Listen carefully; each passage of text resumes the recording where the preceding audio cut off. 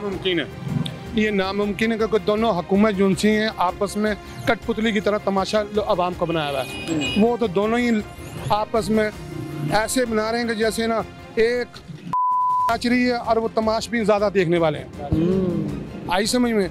हम लोगों को इन्होंने नचाने वाला बनाया हुआ है, ये खुद आप तमाश बन के बैठे हुए हैं। हमारी ये हालत तो ये बदतर कपड़े क्या कहते हैं ईद पे हमने मुझे पिछले साल के ये तीसरा साल है ये सूट पहना हुआ, ये देखो जगह जगह से मेरे जले हुए हैं। ये देख रहे हैं हालत मेरी, मैं चाय क्या चीनी खरीद नहीं सकता, पेट्रोल महंगा है। वो साहब ने बताया कि मेरा पाकिस्तानी जो चाय नहीं पी सकता, इससे बड़ी क्या हमारी बदकिस्मती है। पेट्रोल इतना महंगा हुआ हुआ कि एक मिनट में एक 300 रुपये लीटर हुआ हुआ, समझ लो 10-15 रुपये कमी है ना लीटर में से। जी। तो क्या हम अपने बच्चों को खिलाएंगे, क्या हम लोगों पेट्रोल लेंगे?